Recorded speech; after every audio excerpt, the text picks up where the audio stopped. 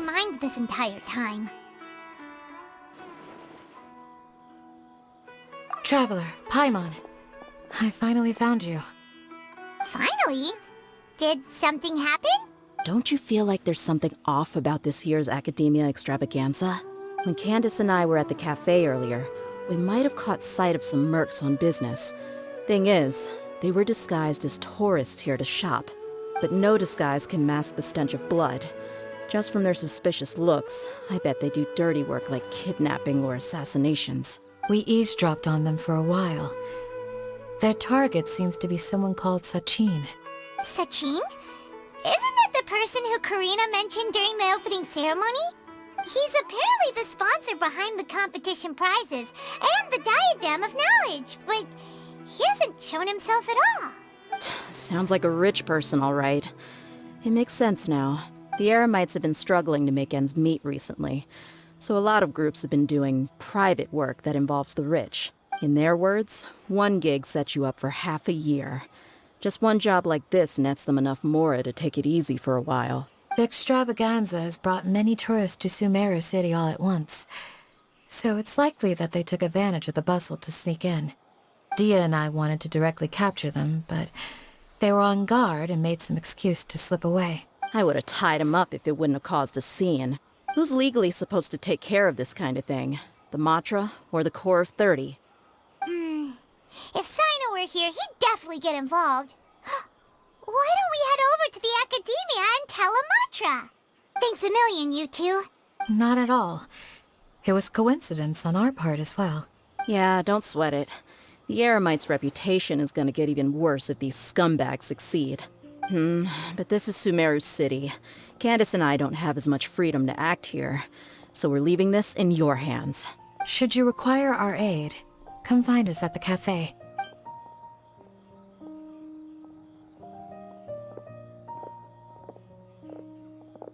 Paimon's noticed that something's bugging you. Is it the extravaganza? 'Cause Paimon's starting to think that there's more than meets the eye here, too. But thinking like this isn't doing anything. Let's just go find Amatra.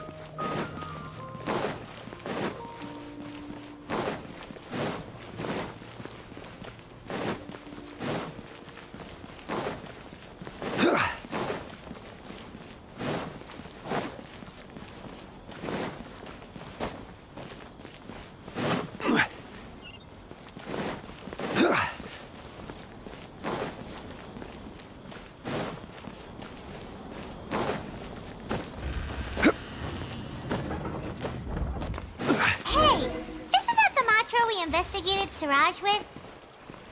Arav, wasn't it? Let's go talk to him. Hello, both. It's been a while. Do you have any issues to report? Someone's planning to kidnap Sachin. Goodness. Though I suppose it's not all that surprising. The growing popularity of the extravaganza has given him quite the reputation boost as its sponsor. He's seen as one of these super rich types. Well, since he's got a target on his back now, shouldn't you send some people to protect him? To tell you the truth, we've thought about doing just that. However, Sachin apparently prefers to spend most of his time out doing field work, and hardly ever comes back to Sumeru City. No one has been able to contact him. Our only lead is something he once said. Each time the Inter-Darshan Championship is held, I will be watching from close by to choose a suitable person to inherit my estate. Assuming he remains committed to that promise, then he must be right here in the city somewhere. I suspect that the Eremites in question must have heard about that as well, and decided to come here and try their luck. So they shouldn't know where Sachin is either, right? I would assume not. Anyway, Mahamatra Saino is still on vacation, so I'll handle this. Don't you worry. A couple of kidnappers aren't gonna get very far in Sumeru City these days. I have my ways of forcing them out into the open. All of that said, if you're interested in Sachin's story, why don't you try tracking him down as well? The sooner we ascertain his whereabouts, the quicker we can act to ensure his safety. I mean, you could task all the Matra and the whole Corps of 30 with someone's protection, but if the client doesn't show themselves, there's nothing we can do to help them. Fair point. Guess we should start searching for him too, but where should we start? None, I'm afraid. He's never committed any crimes or broken academic protocol, so we don't have a very detailed file on him. I've heard that Alhaitham has now stepped down from his post as acting Grand Sage and is back to being the scribe again. Maybe it's worth checking to see if he knows anything. Good idea! Okay, we'll head back to the extravaganza venue and see if we can find him.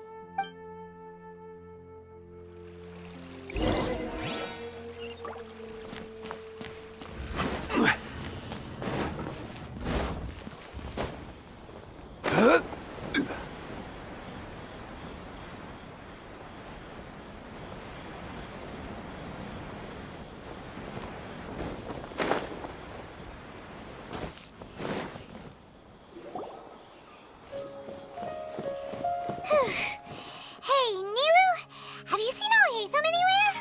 Alhaitham? Why, what is it? We're trying to track down someone and we need him to pull up some records for us. Oh, I see. Sorry, I don't know where he went. He's always the first to leave after the competition ends, and he never tells anyone where he'll be going. Huh. Yeah, actually, that sounds about right for him.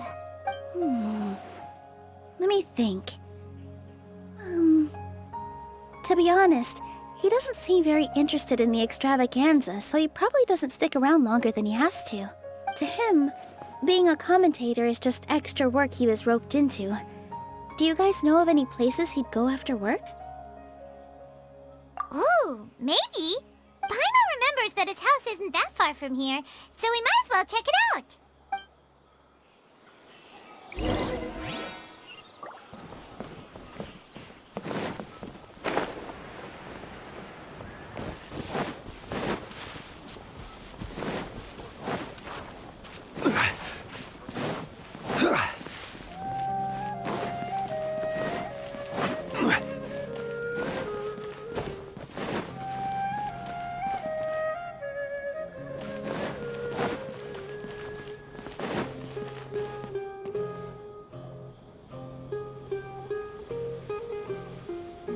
Let's try knocking.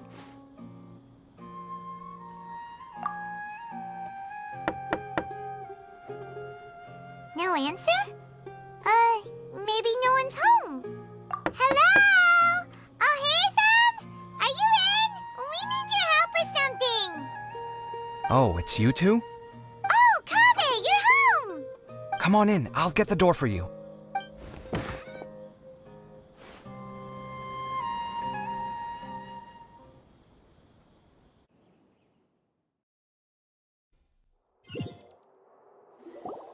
We didn't hear a peep when we first knocked. We thought no one was home.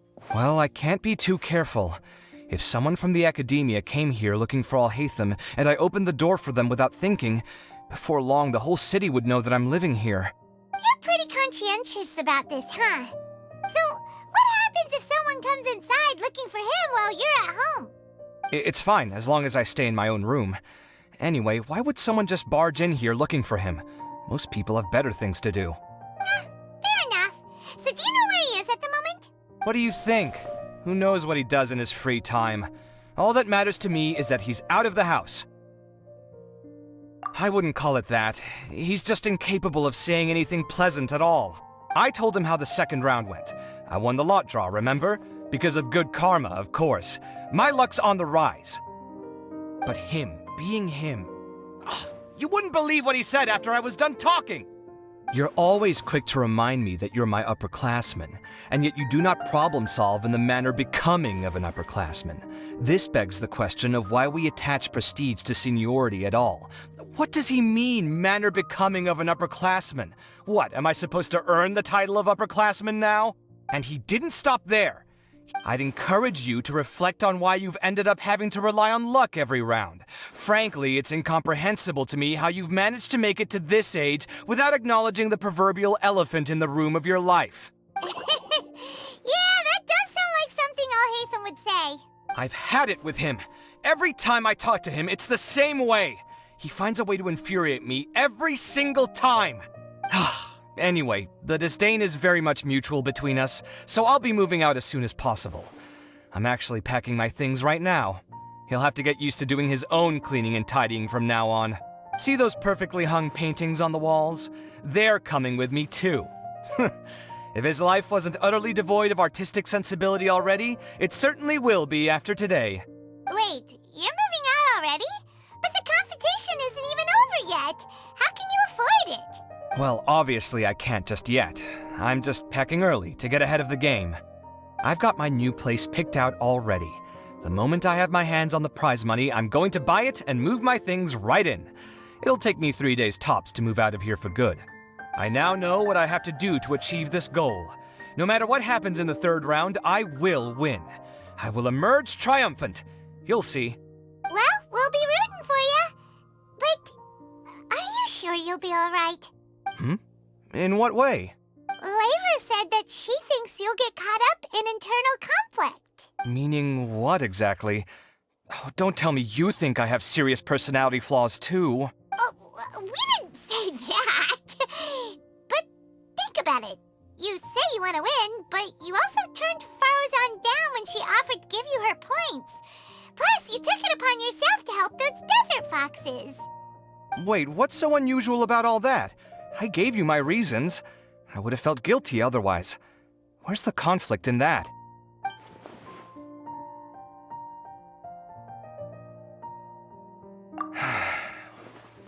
Well, when you put it like that, yes, why indeed? It's a good question.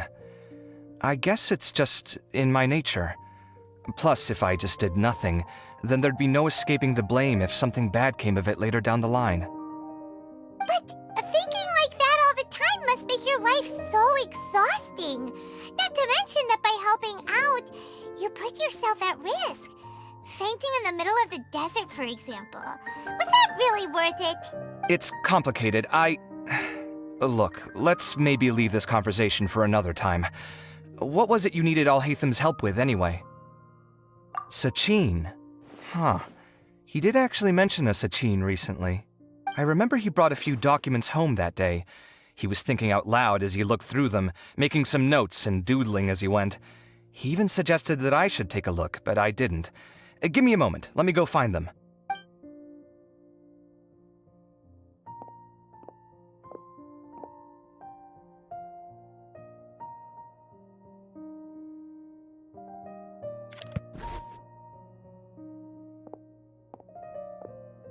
Ah, this is the one. Here, take it. You sure he'd be okay with this? With taking liberties? He's certainly okay with helping himself to my beer whenever he pleases. And anyway, he did ask me if I wanted to read his notes. I didn't see the point at the time, so he just left them on the side.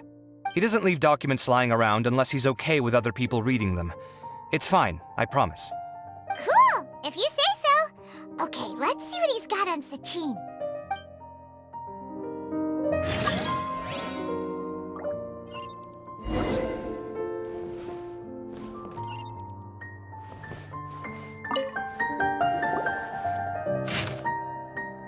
That was a lot of information. Paimon's getting a headache. So, to sum up, Sachin put the academia in charge of managing his estate and went off to do research, right?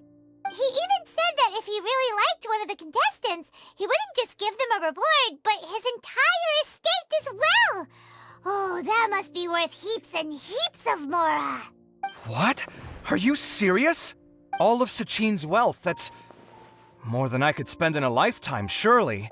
Heck, if I got chosen, I'd be able to pay off all my debts, then buy a new place, and still have cash to burn. I could build another Palace of Alcazar's Array, except this time, I'd make it 10 times bigger. Oh, then there's that new project in Port Ormos, of course. The bridge renovation. To do it properly would take upwards of... Hey, stop there, mister. You're right. First I need to focus on winning and moving out of this place. Huh? Wait a moment. There's a loose slip of paper tucked in between these pages. Did Alhaitham write this? It looks like he was jotting ideas down as he was thinking things over. Let's see. Two phrases have been circled. Sachin, dead or alive, unknown, and diadem of knowledge. Some of this stuff is just plain incomprehensible. Is this written in some other language? Let me see. Huh. I recognize this script. Give me a second.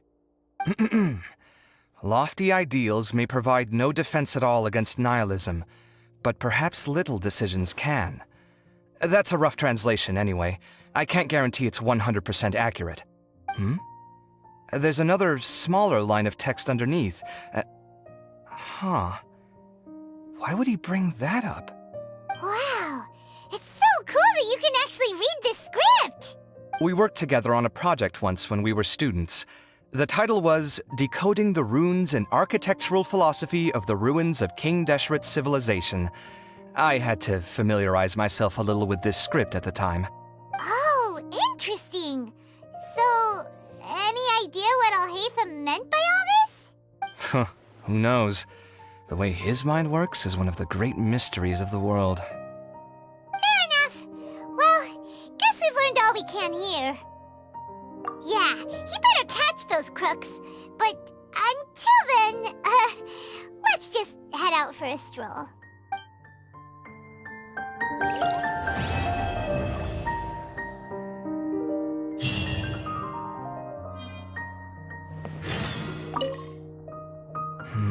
Little decisions. What could have been going through his mind when he wrote that?